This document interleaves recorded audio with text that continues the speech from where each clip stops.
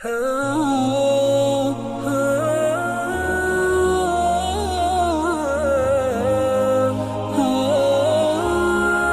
ونصلي على رسوله الكريم اما بعد فاعوذ بالله من الشيطان الرجيم بسم الله الرحمن الرحيم يا بني اني ارى في المنام اني اذبحك فانظر ماذا ترى قال يا ابت افعل ما تؤمر ستجدني ان شاء الله من الصابرين صدق اللہ العلی العظیم۔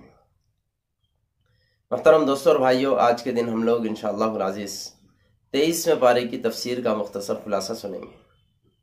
تقریباً مسلمان اس بات سے واقف ہیں کہ 22ویں پارے کے اخیر سے سورہ یاسین شروع ہوتی ہے اور 23ویں پارے میں جا کر ختم ہوتی ہے۔ اس سورت پاک کی اللہ کے نبی صلی اللہ علیہ وسلم نے بڑی فضیلت بیان فرمائی۔ ایک حدیث پاک میں حضور فرماتے ہیں کہ سورہ یاسین قرآن پاک کا دل ہے، اور ایک حدیث میں حضور نے فرمایا میرا دل یہ چاہتا ہے کہ ہر مسلمان کو سورہ یاسین حفظ یاد ہو جائے۔ ایک حدیث پاک میں حضور فرماتے ہیں کہ جو بندہ صبح کے وقت سورہ یاسین کی تلاوت کرتا ہے تو شام تک اس کی حفاظت ہوتی ہے، اللہ تعالیٰ اس کے کاموں میں آسانی نصیب فرماتے ہیں۔ ایک حدیث پاک میں حضور فرماتے ہیں کہ جو بندہ 3 مرتبہ سورہ یاسین کی تلاوت کرتا ہے اللہ تعالیٰ اسے مکمل قرآن پاک پڑھنے کا ثواب نصیب فرماتے ہیں۔ بہرحال اللہ تعالیٰ مجھے بھی آپ کو بھی یقین نصیب فرمائے، عمل کی بھی توفیق نصیب فرمائے۔ آگے اللہ تبارک و تعالیٰ نے ایک مومن بندے کی شہادت کا واقعہ ذکر فرمایا۔ پرانے کسی زمانے میں 3 انبیاء علیہ السلام تشریف لائے تھے، ان کے نام تو قرآن پاک میں مذکور نہیں ہے۔ بہرحال ان تینوں نے بھی اپنی قوم میں بہت زیادہ محنت کی، چند لوگوں کے علاوہ ان پر کوئی بھی ایمان نہیں لایا، ان کی قوم نے ان کی نافرمانی کی۔ ایک بندہ جو ان میں ایمان لایا تھا وہ بڑھئی کا کام کرنے والا نجار تھا، اس نے آگے بڑھ کر قوم کو سمجھانا چاہا تو قوم نے اس کو قتل کر دیا، اسے شہید کر دیا۔ اللہ تبارک و تعالیٰ نے اس کے لیے جنت کی خوشخبری سنائی قرآن پاک کے ذریعے سے، اور پھر اس قوم پر ایک فرشتے کی چنگھاڑ کے ذریعے سے عذاب آیا کہ سب کے دل پھٹ کے رہ گئے اور سب کے سب مر گئے۔ آگے اللہ تبارک و تعالیٰ جل شانہ نے قیامت میں مشرکین اللہ تبارک و تعالیٰ کے سامنے جھوٹ کہیں گے کہ ہمارے پاس کوئی نبی نہیں آیا تھا، ہمارے پاس کوئی کتاب نہیں آئی تھی، ہمیں سمجھانے والا کوئی نہیں آیا تھا، تو اللہ تبارک و تعالیٰ ان کے منہوں کو سی دیں گے۔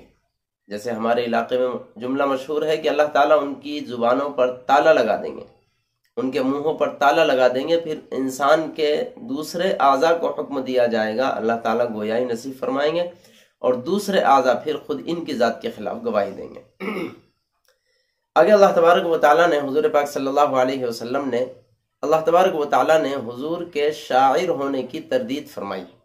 اصل میں مشرکین مکہ حضور کو شاعر کہا کرتے تھے کہ یہ ایک شاعر ہے، جادوگر ہے، اپنی طرف سے بنا بنا کر قرآن پاک ہمارے سامنے پیش کرتے ہیں اور یہ کہتے ہیں کہ یہ اللہ نے بھیجا ہے۔ تو اس کی تردید اللہ تعالیٰ فرماتے ہیں کہ ہم نے نبی کو شاعر بنایا ہی نہیں، بلکہ ہم نے ان کو شعر گویائی کا علم ہی نہیں دیا، بلکہ یہ کلام تو اللہ تبارک و تعالیٰ کی جانب سے ہے۔ آگے اللہ تعالیٰ جل شانہ نے مرنے کے بعد دوبارہ زندہ اٹھائے جانے پر ایک خوبصورت دلیل دی ہے، اور اصل میں ہوا یوں کہ مشرکین مکہ میں ایک بڑا کافر عاص ابن وائل تھا۔ وہ ایک مرتبہ حضور پاک صلی اللہ علیہ وسلم کے پاس کچھ ہڈیوں کا چورا لاتا ہے۔ اس نے کچھ ہڈیاں حاصل کی، ان کو کوٹ کر ان کا چورا بکنا بنایا اور پھر حضور کے پاس لا کر پیش کیا اور یہ سوال کیا کہ بتائیے محمد، تم یہ کہتے ہو کہ ہم مرنے کے بعد دوبارہ زندہ ہو جائیں گے، یہ ہڈیوں کا چورا ہے، بتاؤ کہ یہ ہڈیاں کیسے زندہ ہو سکتی ہیں؟ تو اللہ تبارک و تعالیٰ نے اس کے جواب میں فرمایا کہ اللہ تعالیٰ کے لیے ان ہڈیوں سے جاندار کو پیدا کرنا کوئی مشکل نہیں ہے۔ اللہ تعالیٰ تو ویسی قدرت رکھنے والے ہیں کہ خود تمہارے علاقے میں 2 درخت ایسے ہیں کہ ان 2 درختوں کی ٹہنیوں کو آپس میں ایک دوسرے سے ملایا جائے تو وہاں سے آگ پیدا ہوتی ہے۔ اصل میں اس وقت عرب میں 2 درخت ایسے مشہور تھے کہ ان 2 درختوں کی لکڑیوں کو ملایا جاتا تو وہاں سے آگ پیدا ہوتی تھی۔ اللہ تعالیٰ فرماتے ہیں کہ لکڑیوں میں بظاہر کوئی آگ نظر نہیں آ رہی ہے، لیکن خدا نے ان میں ایسی طاقت رکھی ہے کہ ان دونوں کو ملایا جائے تو جو چیز نظر نہیں آ رہی تھی اس کا وجود ہو جاتا ہے، اللہ تعالیٰ آگ پیدا فرما دیتے ہیں۔ تو یہ تو بہرحال کسی درجے میں وجود ان کا ہے، ان میں سے انسان کو یا جانور کو مر جانے کے بعد دوبارہ پیدا کرنا اللہ تبارک و تعالیٰ کے لیے کون سی مشکل بات ہے۔ آگے اللہ تبارک و تعالی جل شانہ نے جنتیوں کی عظیم ترین نعمتوں کا ذکر فرمایا اور فرمایا کہ جنتی آپس میں ایک دوسرے کے سامنے مسحریوں پر بیٹھے رہیں گے اور گفتگو کریں گے اور اللہ تعالیٰ کی نعمتوں سے لطف اندوز ہوتے رہیں گے۔ آگے باری تعالیٰ نے جہنمیوں کے کچھ عذاب کا تذکرہ فرمایا اور ان کے رزق کا تذکرہ فرمایا کہ جہنمیوں کو کل قیامت میں زقوم کھانے کو دیا جائے گا۔ زقوم ایک کانٹے دار پھل کو کہا جاتا ہے، وہ کڑوا بھی ہوتا ہے، بدمزہ بھی ہوتا ہے، زہریلا بھی ہوتا ہے اور دیکھنے میں بھی اچھا نہیں دکھائی دیتا اور وہ کانٹے دار بھی ہوتا ہے۔ یہ رزق اور جہنمیوں کا پیپ وغیرہ جہنمیوں کو بطور رزق کے کل قیامت میں دیا جائے گا۔ آگے اللہ تبارک و تعالیٰ نے حضرت نوح علیہ السلام کا قصہ بیان فرمایا کہ ان کی قوم کو اللہ تعالیٰ نے کیسے عذاب دیا، عذاب سے ہلاک فرمایا۔ اس سے پہلے بھی تقریباً 1-2 مرتبہ اس واقعے کی تفصیل ہم نے بیان کر دی۔ آگے باری تعالیٰ نے حضرت ابراہیم علیہ نبینا علیہ السلام نے اپنے بیٹے اسماعیل کو ذبح کیا تھا، اس کی تفصیل بیان فرمائی۔ ہوتا اصل میں یوں ہے کہ حضرت ابراہیم علیہ السلام کو خواب کے ذریعے سے نظر آتا ہے کہ ابراہیم اپنے بیٹے اسماعیل کو ذبح کر رہے ہیں۔ اللہ تعالیٰ نے حضرت ابراہیم کو جتنا بڑا مقام نصیب فرمایا ہے، یہ بات ہمیں سمجھنا چاہیے کہ اتنے ہی کڑے امتحانات سے حضرت ابراہیم کو اللہ تعالیٰ نے گزارا ہے۔ بلکہ دنیا میں اللہ تعالیٰ مسلمانوں کو، نیک لوگوں کو، اللہ والوں کو، انبیاء علیہ السلام کو مصیبتوں سے گزارتے ہی اس وجہ سے ہے تاکہ ان کے مقام کو بلند کیا جائے اور جنت میں ان کو اعلیٰ ترین مقامات دیے جائے، اور یہ اصول ہے۔ چنانچہ اللہ کے نبی محمد رسول اللہ صلی اللہ علیہ وسلم نے 2 حدیثوں میں بیان فرمایا، تکلیف کے بارے میں فرماتے ہیں کہ تمام انبیاء علیہ السلام کی تکلیف ایک طرف اور میری یعنی محمد رسول اللہ کی تکلیف ایک طرف ہے۔ اور ایک حدیث پاک یوں بھی ہے کہ جنت کا سب سے اعلیٰ ترین درجہ اللہ تبارک و تعالی ہمارے نبی کو نصیب فرمائیں گے۔ اعلیٰ درجہ جنت کے اسی کو دیں گے جس کو دنیا میں سب سے زیادہ تکلیفیں پہنچائی گئی ہیں۔ اس سے ہمیں یہ سمجھنا چاہیے کہ اللہ کی نگاہوں میں بڑا بننے کے لیے دنیا میں اللہ کے لیے، اللہ کے دین کے لیے مصیبتوں کا اٹھانا لازم ہے۔ جن لوگوں کو اللہ تبارک و تعالی دنیا میں اپنے دین کی خاطر مصیبتیں نصیب فرماتے ہیں، ان کے لیے بڑے شرف کی بات ہے، بڑے کرامت کی بات ہے، اللہ تعالیٰ کے پاس مقام بلند کی علامت ہے۔ اللہ تبارک و تعالی ہمیں اس کا یقین نصیب فرمائے۔ چنانچہ اللہ تعالیٰ نے حضرت ابراہیم علیہ السلام کو مقام بلند نصیب فرمایا، اسی بلندی مقام کے حساب سے دنیا میں ان سے امتحانات بھی بڑے کڑے لیے۔ بڑھاپے میں اللہ تعالیٰ اولاد نصیب فرماتے ہیں، جیسے بچہ ہوا حکم ہوتا ہے کہ لے جا کر کے ایک ایسے مقام پر چھوڑ دیا جائے جو پتھریلا اور سنگلاخ علاقہ ہے، جہاں پر پانی نام کی کوئی چیز نہیں، کھیتی نام کی، گھاس نام کی کوئی چیز نہیں، وہاں پر چھوڑ دیا جائے۔ حضرت ابراہیم علیہ السلام چھوڑ دیتے ہیں۔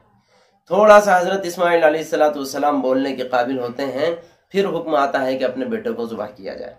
چنانچہ حضرت ابراہیم علیہ السلام اپنے بیٹے سے اپنے بیٹے کے دل کی کیفیت کو معلوم کرنے کے لیے کہ میرا بیٹا میرے اللہ کی محبت میں کتنا زیادہ پروان چڑھا ہوا ہے، چنانچہ سوال کرتے ہیں کہ بیٹے میں نے خواب میں دیکھا ہے کہ میں تمہیں ذبح کر رہا ہوں اور یہ اللہ تبارک و تعالیٰ کا حکم ہے، بتائیے تم کیا کہتے ہو؟ بیٹا بھی حضرت ابراہیم کا بیٹا تھا، آگے چل کے وہ بھی بڑا نبی بننے والا تھا۔ اللہ تبارک و تعالیٰ نے اسماعیل علیہ السلام کو توفیق نصیب فرمائی۔ اللہ کی توفیق سے اسماعیل نے اپنے والد محترم ابراہیم سے کہا کہ ابا جان، اللہ تعالیٰ نے آپ کو جس کام کا حکم دیا ہے وہ کر گزریے، انشاءاللہ العزیز مجھے بھی آپ صبر کرنے والوں میں سے پائیں گے۔ چنانچہ ابراہیم علیہ السلام اپنے بیٹے کو لے کر جس جگہ ذبح کرنے کا حکم ہوا تھا وہاں لے جاتے ہیں اور ذبح کرنے کی پوری کوشش کرتے ہیں، چاقو کو بار بار تیز کرتے ہیں، اس کے باوجود حضرت اسماعیل کا گلا نہیں کٹتا ہے، تو اسماعیل خود ہی اپنے والد محترم سے کہتے ہیں کہ ابا جان آپ اپنی آنکھوں پر پٹی باندھ لیجئے، ہو سکتا ہے کہ شفقت پدری کی وجہ سے، مجھ سے محبت کی وجہ سے آپ کے ہاتھ نہ چل رہے ہوں، اس لیے آپ اپنی آنکھوں پر پٹی باندھ لیجئے، اور ایک گزارش کرتے ہیں کہ ابا جان یہ میرا خون، میرے خون کے قطرے جس کپڑے پر پڑے ہوں، اللہ کے واسطے وہ خون کے کپڑے میری ماں کو مت دکھانا ورنہ میری ماں کو زیادہ صدمہ ہوگا۔ بہرحال حضرت ابراہیم علیہ السلام اپنے بیٹے کو ذبح کرتے ہیں، آنکھوں پر پٹی باندھ کر، محسوس یہ ہوتا ہے کہ بیٹا ذبح ہو گیا ہے، لیکن جب پٹی کھول کر دیکھتے ہیں تو سامنے دمبا ذبح پڑا ہوا ہے۔ اسماعیل علیہ السلام پڑوس میں کھڑے ہیں، اصل میں اللہ تبارک و تعالیٰ نے جبرائیل علیہ السلام کے ذریعے سے آسمان کا ایک دمبا بھیجا، اسماعیل کو نیچے سے ہٹایا گیا، دمبے کو رکھا گیا، دمبا ذبح ہو جاتا ہے۔ اللہ تبارک و تعالیٰ بشارت دیتے ہیں کہ ابراہیم تم نے خواب کی تعبیر سچ کر دکھائی، امتحان میں کامیابی نصیب فرمائی۔ اللہ تبارک و تعالیٰ نے اس واقعے کو یہاں ذکر فرمایا، اور یہ ادا اللہ تبارک و تعالیٰ کو اتنی پسند آئی کہ رہتی دنیا تک کے لیے بقرعید کے موقع پر، عید الاضحیٰ کے موقع پر اہل مال پر اللہ تبارک و تعالیٰ نے قربانی کرنے کو لازم قرار دیا۔ اس واقعے کو باری تعالیٰ نے تفصیل کے ساتھ یہاں بیان فرمایا۔ آگے اللہ تبارک و تعالیٰ نے حضرت یونس کا علیہ السلام قصہ پھر ایک مرتبہ بیان فرمایا۔ حضرت یونس اپنی قوم کے پاس سے چلے جاتے ہیں، ایک کشتی میں بیٹھتے ہیں، وہاں سے کشتی والے ان کو دریا میں ڈال دیتے ہیں کسی وجہ سے، اور پھر ان کو ایک مچھلی نگل جاتی ہے، چند دنوں کے بعد باہر نکالتی ہے، وغیرہ وغیرہ۔ یہ قصہ اس سے پہلے ہمارے سامنے آ گیا۔ آگے باری تعالیٰ نے مشرکین مکہ کے ایک عقیدے کے بگاڑ کو پیش فرمایا۔ مشرکین مکہ اصل میں یوں کہا کرتے تھے کہ فرشتے اللہ تبارک و تعالیٰ کی نعوذ باللہ من ذالک بیٹیاں ہیں۔ اللہ تعالیٰ نے اس کے جواب میں فرمایا کہ تم بھی بڑے عجیب احمق لوگ ہو کہ اپنے لیے تو بیٹیوں کو پسند نہیں کرتے، تمہارا حال تو یہ ہے کہ تم تو اپنے لیے بیٹوں کو پسند کرتے ہیں، بیٹیاں تمہارے گھر میں ہوتی ہے تو تم تو اس کو زندہ دفن کر دیتے ہو یا مار دیتے ہو، منحوس چیز سمجھتے ہو عورت کو، اور تمہارا عجب تقسیم ہے کہ اللہ تبارک و تعالیٰ کے لیے تم نے فرشتوں کو اللہ کی بیٹیاں قرار دے دیا، حالانکہ اللہ تبارک و تعالیٰ لم یلد ولم یولد ہے، وہ نہ کسی سے جنا گیا ہے نہ اس نے کسی کو جنا ہے۔ آگے اللہ تبارک و تعالیٰ جل شانہ نے حضرت داؤد علیہ السلام کی ایک اجتہادی خطا پر اللہ تعالیٰ نے ان کو تنبیہ فرمائی تھی، اس تنبیہ فرمانے والے واقعے کو ذکر فرمایا۔ اصل میں حضرت داؤد علیہ السلام سے ایک اجتہادی خطا ہوتی ہے جس پر تنبیہ کرنے کے لیے اللہ تعالیٰ نے 2 فرشتوں کو حضرت داؤد کے پاس بھیجا۔ 2 فرشتوں نے انسانی شکل میں آ کر کے اپنے کوئی مقدمہ حضرت داؤد کے سامنے رکھا، تو مقدمے میں حضرت داؤد علیہ السلام نے دونوں کی بات سن کر کے فیصلہ کیا۔ اس فیصلہ کرنے کے بعد فرشتوں نے ایک دوسرے کو دیکھ کر کے مسکرایا، پھر وہاں سے چل دیے۔ اور یہ جو واقعہ، جس قسم کا واقعہ مقدمہ 2 فرشتوں نے حضرت داؤد سے پیش کیا تھا، اس مقدمے کے فیصلے میں حضرت داؤد علیہ السلام کی اجتہادی خطا کی طرف تنبیہ تھی۔ اس سے فوری حضرت داؤد کا ذہن ادھر چلا گیا اور یوں کہا کہ جس قسم کا فیصلہ میں نے سنایا اس فیصلے کے خلاف ہی بظاہر تھوڑی سی بات میری ہو رہی ہے، فوری سجدے میں گر پڑے، اللہ تبارک و تعالیٰ سے توبہ فرمائے۔ آگے اللہ تبارک و تعالیٰ جل شانہ نے حضرت ایوب علیہ السلام کا واقعہ بیان فرمایا، حضرت ایوب کی بیماری کا، جس انداز میں اللہ تعالیٰ نے حضرت ایوب کو شفا نصیب فرمائی۔ حضرت ایوب نے دعا فرمائی کہ اے اللہ اب بہت زیادہ ہو گیا، میں دعا کرتا ہوں کہ تم مجھے شفا نصیب فرما۔ چنانچہ اللہ تعالیٰ نے شفا نصیب فرمائی۔ اس کا انتظام کچھ یوں کیا، حضرت ایوب سے فرمایا کہ اپنی ایڑی کو رگڑو۔ زمین پر حضرت ایوب نے اپنی ایڑی رگڑی، وہاں سے پانی کا چشمہ پھوٹا۔ حکم ہوا کہ اس پانی کو پینے کے لیے بھی استعمال کرو، غسل بھی کرو۔ چنانچہ حضرت ایوب علیہ السلام نے ایسا کیا، حضرت ایوب کی بیماری دفع ہو گئی۔ درمیان بیماری میں ایک مرتبہ حضرت ایوب کے ساتھ یوں ہوا کہ شیطان ایک مرتبہ انسانی شکل میں حضرت ایوب کی زوجہ محترمہ کے پاس آتا ہے اور یوں کہتا ہے کہ میں ایوب کی بیماری کو دور کر سکتا ہوں، بس شرط یہ ہے کہ اس کی بیماری چلے جانے کے بعد تم یہ کہنا کہ ایوب کی بیماری اس بندے نے دور کی ہے، اس کی وجہ سے بیماری ختم ہوئی ہے۔ اور بظاہر یہ جملہ مشرکانہ شرکیہ جملہ تھا۔ جب بیوی نے حضرت ایوب علیہ السلام کو یہ سنایا تو حضرت ایوب نبی تھے، ان کی فراست نے سمجھ لیا کہ واقعی یہ شیطان ہے۔ چنانچہ اسی وقت توبہ طائب ہوئے اور قسم کھا لی کہ جب اگر مجھے صحت مل جاتی ہے تو صحت ملنے کے بعد 100 مرتبہ تجھے لکڑی سے ماروں گا۔ پھر اللہ تبارک و تعالیٰ نے صحت نصیب فرمائی۔ اس کے بعد پھر پریشان ہوئے۔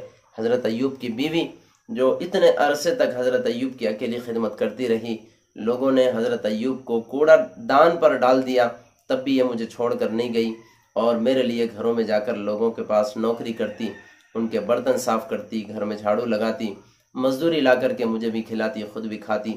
اتنی خدمت کی ہے، اب اگر میں اسے 100 لکڑیاں ماروں گا تو پھر اس کا حشر کیا ہوگا، اور اگر نہیں ماروں گا تو پھر میری قسم کا کیا ہوگا۔ چنانچہ اللہ تبارک و تعالیٰ نے اپنی جانب سے رعایت نصیب فرمائی اور حکم یہ دیا کہ ایوب 100 باریک باریک کاڑیوں کو ایک جگہ جمع کر کے، جیسے مثلا ہمارے علاقے میں اس وقت میں ہمارے زمانے میں ہم سمجھ سکتے ہیں جھاڑو کی کاڑیوں والی جھاڑو، اس قسم کا کٹا بنا کر کے اس کو ایک مرتبہ مار دو، جس سے تمہاری قسم بھی پوری ہو جائے گی اور اس کو مار کی وجہ سے تکلیف بھی نہیں ہوگی۔ چنانچہ اللہ تعالیٰ نے اس کو بیان فرمایا۔ آگے اللہ تبارک و تعالیٰ جل شانہ نے حضرت آدم علیہ السلام کی تخلیق کا قصہ بیان فرمایا۔ وہ اس سے پہلے بھی ہمارے سامنے تفصیل سے آ گیا۔ شیطان کو اور تمام فرشتوں کو سجدہ کرنے کا حکم ہوا، سب نے سجدہ کیا، شیطان نے سجدہ نہیں کیا، وہیں سے اسے راندہ درگاہ کیا گیا، وغیرہ وغیرہ۔ آگے اللہ تبارک و تعالیٰ جل شانہ نے ایک مسلمان موحد اور اس کے مقابلے میں ایک مشرک کی مثال بیان فرمائی ہے کہ کوئی غلام ایسا ہو جو ایک کے بجائے 2 4 5 لوگوں کا اکیلا غلام ہو، اور وہ غلام اس کا کام کرتا ہے تو اس کا حکم آ جاتا ہے، اس کا کام کرتا ہے تو اس کا حکم آ جاتا ہے، چاروں جانب گھومتا رہتا ہے اور پریشان رہتا ہے۔ اللہ تعالیٰ فرماتے ہیں یہ مثال ہے مشرک کی، اور موحد کی مثال اس غلام کی طرح ہے جو صرف ایک ہی آقا کا غلام ہو اور وہ آقا مہربان بھی ہو، اس کی اکیلے کی خدمت کرتا ہو، اس کی اکیلے کی نوکری کرتا ہو، تو لا محالہ یہ اکیلے کی نوکری کرنے والا اطمینان میں رہے گا۔ اللہ تعالیٰ نے اس کو موحد کی مثال میں پیش فرمایا ہے۔ یہ مختصر سی تشریح تھی 23ویں پارے کی۔ دعا فرمائیے اللہ تعالیٰ مجھے بھی آپ کو بھی اس میں جو نصیحتیں ہمیں ملتی ہیں ان پر عمل کرنے کی توفیق نصیب فرمائے۔ آمین۔ وآخر دعوانا ان الحمد للہ رب العالمین۔